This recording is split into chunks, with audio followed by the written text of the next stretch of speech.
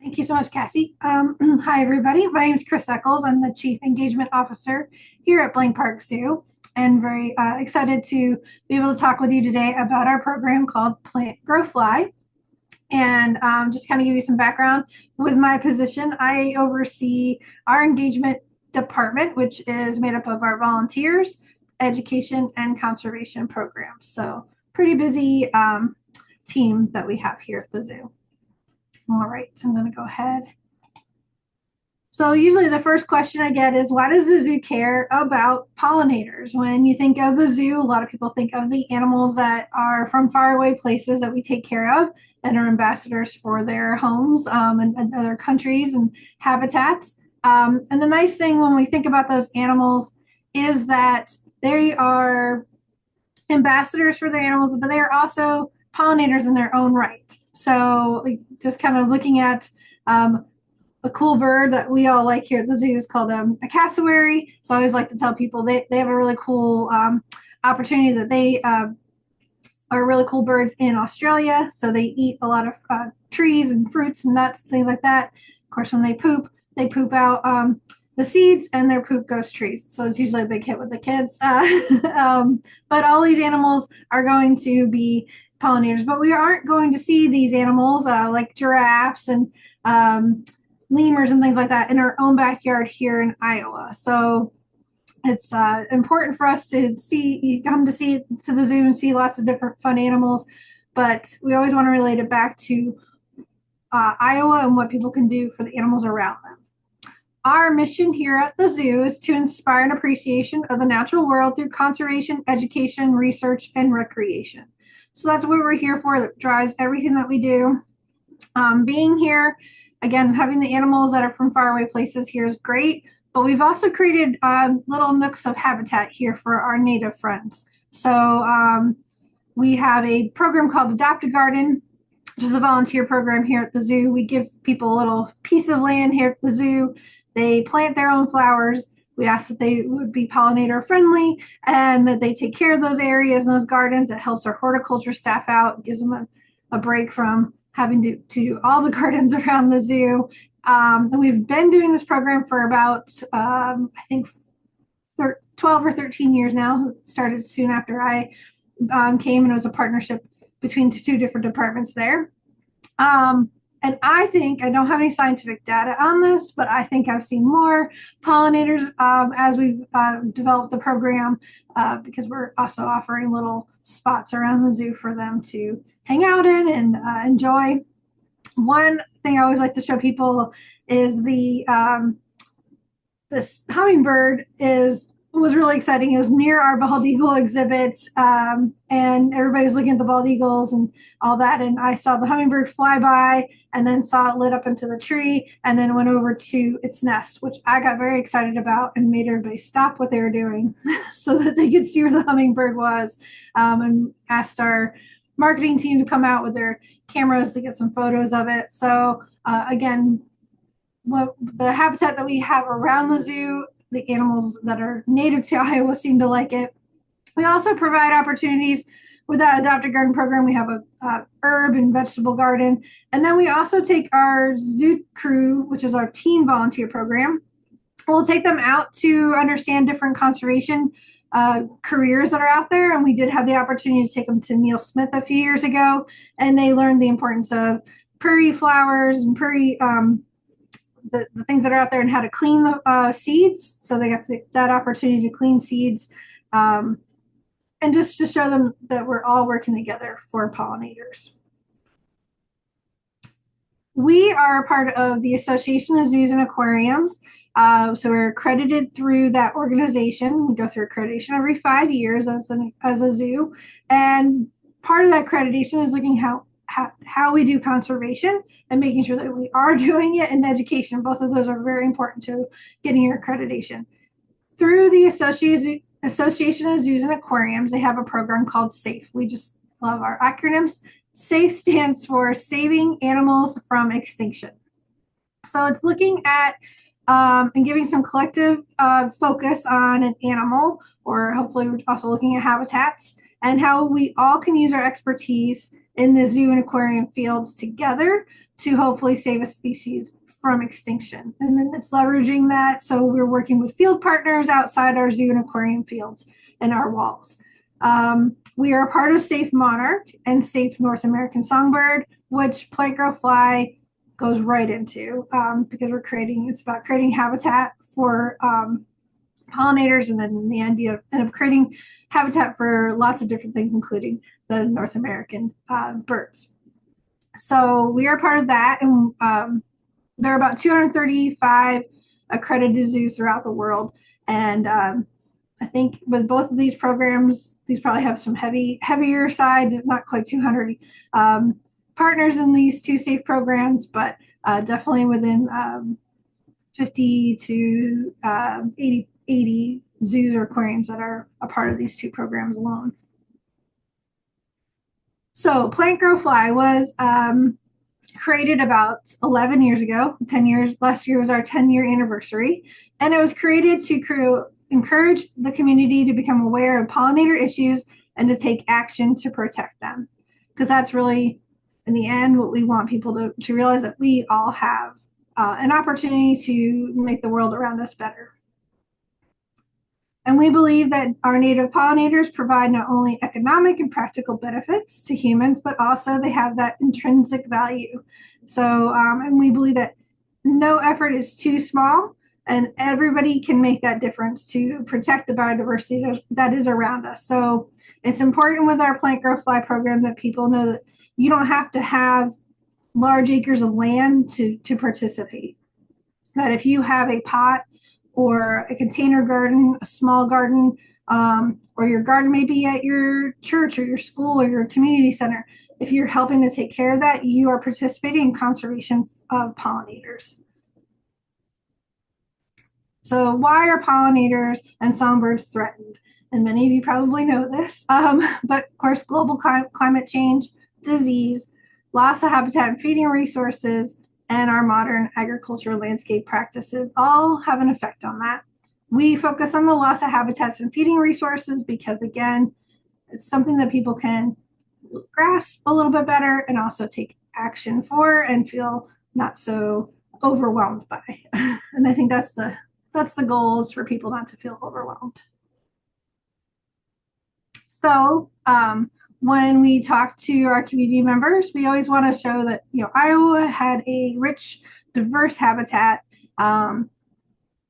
lots of prairies. 95% of it was tall grass prairies, diverse plants, rich soil, and diverse wildlife. And as we all know, things have changed throughout that across the United States, I would say, but definitely for Iowa, the landscape has changed, and it looks more like this with farm fields and with residential housing, which is, I always like to point out, these are important things that, we all need our homes and we like to have our space. We need farmers for lots of various things. So, but it has changed the landscape, and it would be nice to see a little bit more color, I think, in these landscapes and little pockets of native flowers and little gas stations, if you will, for pollinators or for songbirds. I always like to point out that I feel that working with farmers is really important. For me, I have a personal connection to farmers here. My father-in-law farms here in Madison County, and we always talk about what it is that he sees. He loves the songbirds and loves watching them out his window and teaching his granddaughters about the songbirds that he sees on his property. And he's usually one of the first ones to notice when things are a little out of whack with maybe on his farm or other farms around him in the landscape. He'll notice when he doesn't see that bird come around anymore, or he sees a lot of them. We talked a lot about milkweed when I first moved here to Iowa, and asked him kind of like, what do you do for milkweed? Do you guys see it? And all that sort of stuff. And of course, it was like, once you see it, then you can't unsee it. And he made sure that he made practices to make sure that he left milkweed out for monarchs and things like that. And he turned a part of his land into a habitat, into a prairie area for the birds and the wildlife that are also on his property. And we are talking now about lifelong what are we going to do after he passes? How does this farm, what does it look like, and how do we protect it and be those good stewards of the land, even if me and my husband aren't going to be farmers? But how do we make sure that the land just stays the way that it needs to for the environment? So I think it's always important to make sure that we look at our who's out there, and instead of alienating people, let's make sure that we work together to find out a good solution.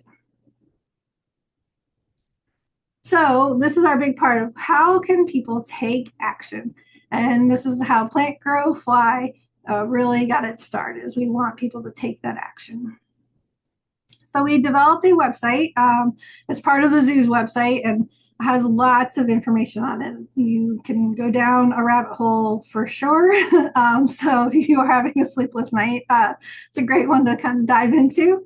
But the idea on our website, we want people to know that they have a clearinghouse of sorts and a resource that they can go to find out a lot of information, and it'll take you to all of our different partners. So it'll take you to the raid campaign. It'll take you to how do you design a garden. So if people are looking at different options, if they have a big piece of land, small container, we got to give them designs which were helped and designed by the Ryman Gardens and to put out there. So I'm not the expert in any or all of that. I love gardening. I love going out and getting dirty and finding all the different insects and things like that.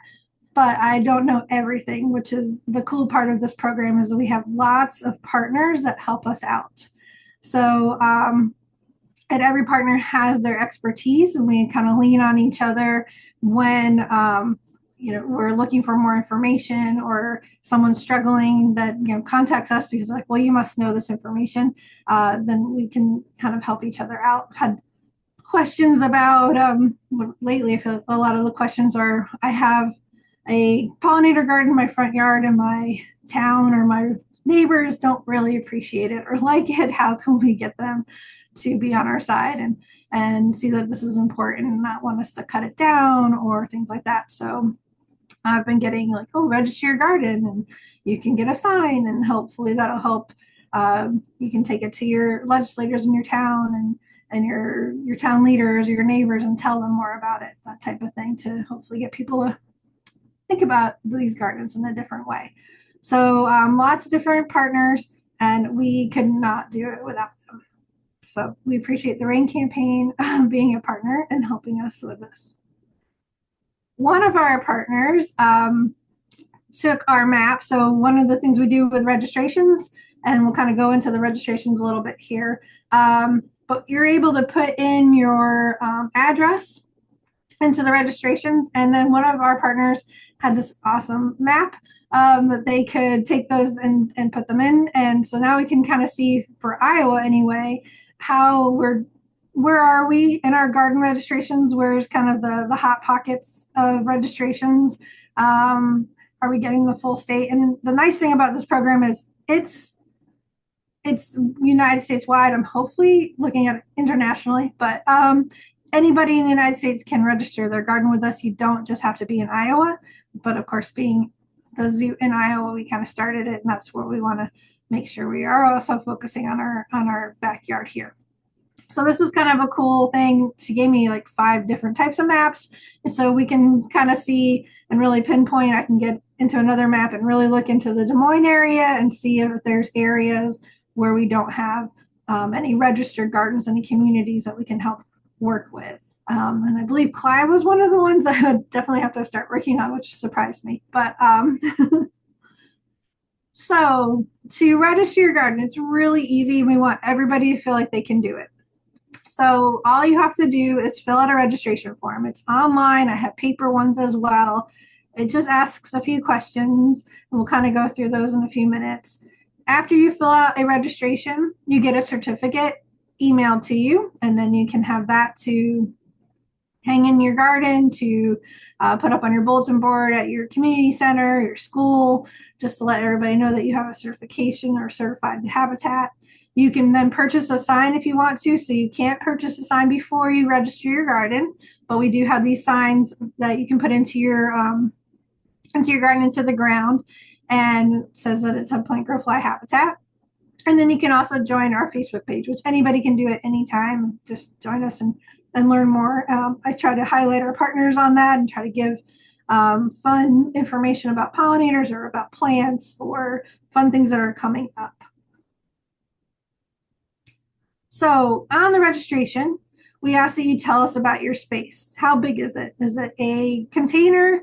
Is it a small little garden? Is it acres of land? Is it small, medium, large, that kind of thing? So that way we get an understanding of what type of spaces are being put out there, and we can, if we wanted to do a deep dive and had that time, we could look at that data and say a lot of people seem to be into container gardens or in this area, or a lot of people are able to put some good acres into pollinator habitats. And you can also name your garden. There's been a lot of fun different names out there. I don't want people to feel stressed. I think that's probably the most stressful thing about the registration is people want to be creative, but you can just say your name and be like Chris's garden. That's totally fine. It's really up to you. We've had Flower Power Garden. We've had the Field of Blooms, which is pretty fitting for Iowa, I think. Be Wild, that kind of thing. So again, it's really up to you. And if you don't put a name, we just add your name to the garden, so that way we just have it. But that's kind of the fun part. So to register your garden, the thing you have to have is 2 different plants, and that's all you have to have. This is at least 1 host plant and 1 nectar plant. So the host plant is what's going to insect or is going to lay their eggs on. So we definitely promote milkweed for the monarchs, and want people to plant as much milkweed as they possibly can, and hopefully tell people how important milkweed is, since it's a plant that lots of insects use, but of course it's the only plant that for the monarchs that the monarchs use. So monarchs need that to lay their eggs on, and their caterpillars need to have that to eat, and so it's such an important plant. But we also encourage trees and shrubs, so oak trees, New Jersey tea shrub, grasses that are native to the area. A lot of people always like to find the swallowtail, so maybe some dill in your garden. So a variety of host plants is always good. We promote that biodiversity of it, but to get started, all you have to have is at least 1. My hope is that they plant the 1 host garden or 1 host plant, and they really start seeing something happening, and you get excited, and then maybe next year you add another type of host plant if that's all you can do. And then nectar plants, of course, are very important for all of our different pollinators, providing pollen and nectar for them. We want to make sure that they have plants all season long. So we do try to make sure that when we're talking about the program, to encourage people to think about those flowers that come out in the spring, the summer, especially in August into September, for our migrating animals, that they need to have those resources to make sure that they are being able to get big and fat as they fly or store up those fats. And our monarchs, especially as they are going through their migration soon, then we want to make sure that we're sending them off and we want them to come down and get those nectar sources and rest for the evening before they head out and continue their journey to Mexico. I think everybody always loves seeing lots of monarchs kind of hang out on their blazing stars or their asters. This time of year coming up in a few weeks here gets everybody pretty excited.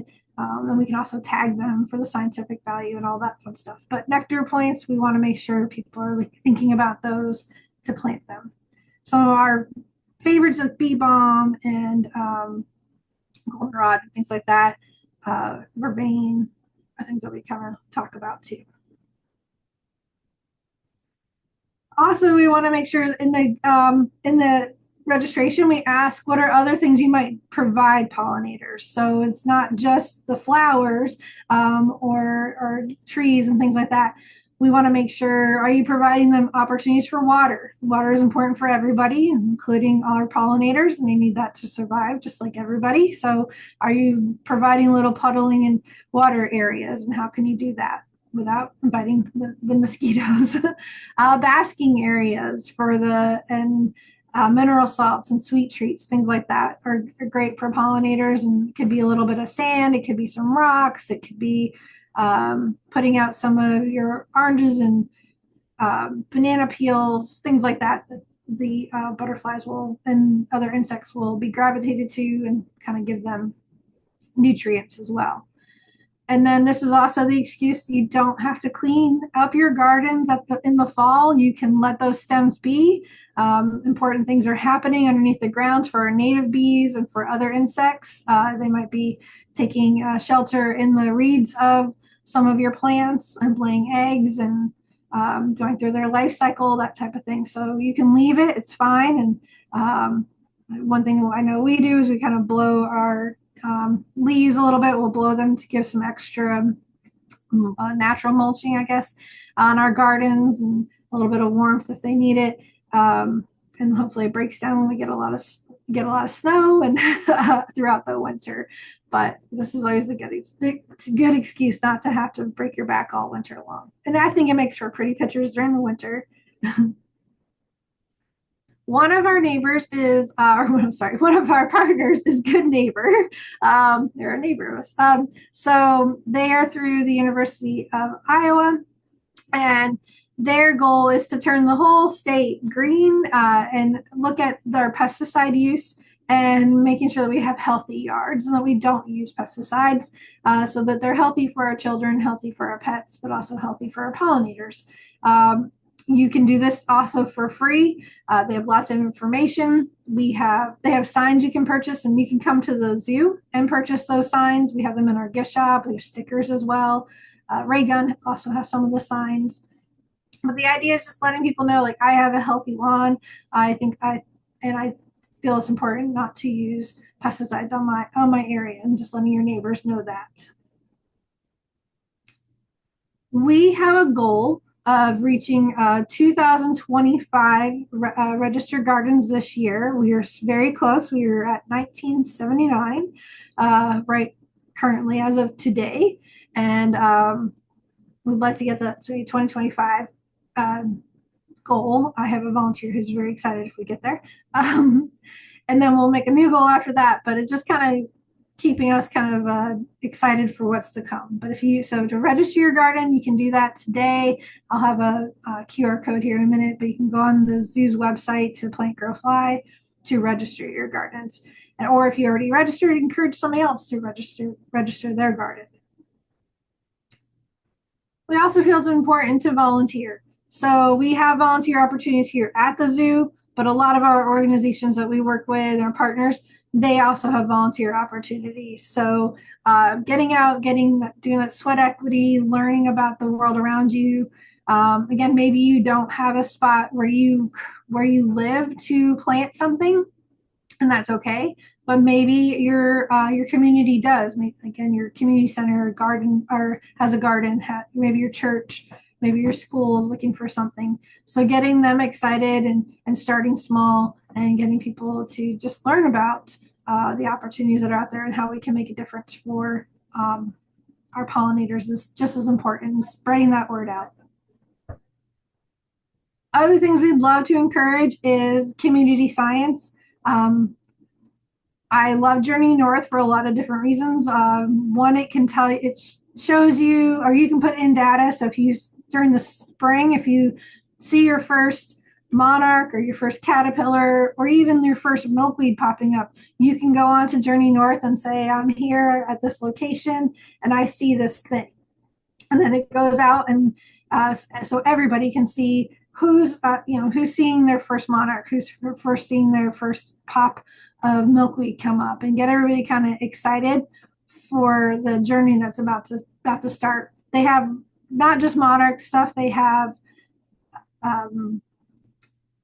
hummingbird information, a lot of different migration stuff. So I always like to look at it for both of those things just to see, okay, is my stuff ready? When can I start putting out my hummingbird feeders, that kind of stuff. So it's a fun thing to be a part of. It's pretty low key, and you can see that everybody's participating in that.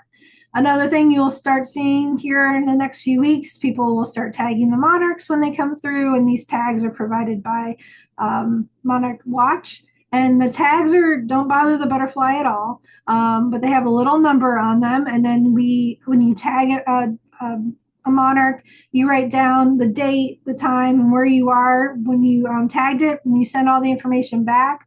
So when they're in Mexico, if they find a tagged monarch, then they can say this was tagged in Iowa, or this was tagged in Minnesota or Texas or wherever it was tagged, and kind of get that information of how far did that butterfly um, come from, or where was it before its journey to Mexico. And just to kind of give you the fun, that's the migration of the monarch is pretty interesting and unique. So we're heading into that fall migration pretty soon, where the monarchs will be heading from the northern climates back down to Mexico to spend the winter near Mexico City in the mountains there. And all they do that whole time they're flying during this migration, flying and eating, trying to get their little bodies full of their fat lipids. And when they're down in Mexico, they are drinking water and hanging out in the trees, not doing a whole lot, just kind of conserving their energy. And then come February-ish, they'll start kind of getting a little more active, start making that journey back north. That's when they'll mate again and lay eggs. That generation then will die off, and the whole thing starts all over again. We start seeing monarchs come through the spring and the summer. So it's just a very unique journey. And monarchs are special to us. I think it's something that everybody can picture when you say that. When you say monarch, you probably picture the monarch in your head. And it's an easy one. That's why we talk about it a lot in plant growth fly. People don't seem to be afraid of it like a bee. But when you do something good for a monarch, you also are helping out other pollinators. So just our way of getting people to pay attention and to know what they can do to help our pollinators. We have Monarch Day coming up here at the zoo, where we will celebrate the monarch, our partners, and even that cultural element of monarchs and our friends in Mexico. So it'll be March 6th from 10 to 2. If you are looking for something fun to do or want to hang out with us, we would love to. This is my official invite to all of you to come and help have fun at the zoo for Monarch Day. If you would like to help support us, we are a nonprofit. So Blaine Park Zoo is a nonprofit organization, and Plant Growth Fly is a part of that. So we do print out the signs, and we have brochures and things like that, just to kind of keep the program going and getting more information out there. We participate in a lot of things. So if you're interested, we have some fun merch through our bonfire page and different graphics and things like that, sweatshirts, t-shirts. The nice thing is I don't have to keep inventory, so you can just go on and order what you like and the color that you see that you would like, or the fit that you would want. And then today, part of that Safe Monarch program that we do, we are doing a survey. So if you wouldn't mind completing this survey here, this is on the QR code will take you to a 3-minute quick little survey just to tell. It'll just ask you about what you learned during the program, and it's just something we are participating in with them, just to understand how our partners are talking about monarchs and conservation. And again, plant growth fly is a big part of that throughout the AZA world as well. I'll leave that up just for a few minutes. And I will send this also to Cassie so she can send it out. And then again, thank you for your time today. I really do appreciate it. And again, it was just a quick overview of our program, why it's important. This QR code will take you right to register your garden if you haven't already. But we do truly believe it takes all of us to save pollinators, and hopefully you found something out of this that you're like, I could do this pretty easily, or you can pass that on to friends and family to let them know what they can do to help pollinators. If you have questions, I don't think I rushed that too fast, so I'd be happy to take them. Thank you, Chris. Yes, if anyone has any questions, please put them in the chat. Also, don't forget to take that survey. Just a shameless plug from me because I totally support this program. I'm going to share my screen real quick and share my registered garden that I have through Plant Grow Fly. So let's see. And Chris, I'll let you put your stuff back up I in a need to second stop too. share. Here we go. So this is my garden. I planted it about, I think this is its fourth year, and it used to be a vegetable garden. And when I bought this house, I knew I was never going to vegetable garden. And so I decided that I wanted to turn this into a pocket prairie. And within the first year of planting it, I learned about the Plant Grow Fly program. So I made sure to register it. And I have a little sign that I have in the front to tell everyone about it. My husband also made a Prairie in Progress sign that I have on the road so that the neighbors understand this is intentional. It also helps, I think, for some people, especially in more urban areas, to put some sort of edging or fencing around their native area just so that people understand that it's not just you letting part of your yard go and that it's an intentional thing to do. So, I think on the Plant Grow Fly website, I think I have it registered as Murray's Garden because Murray is my cat and he loves coming in here and sitting and watching the pollinators fly all over the place. So just wanted to share that. It's very easy to join the Plant Grow Fly program.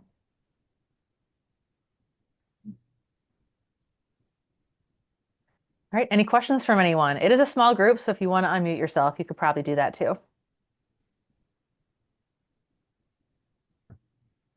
All right, I don't think we have any questions, but thanks so much, Chris. And yeah, send me that link and I'll be happy to share that as well. And it will be, this recording will be on the Rain Campaign website. So if you want to watch it again or share it with your friends, let me know if you'd like that direct link. So thanks, everyone, and we'll see you for the next Lunch and Learn. Thank you.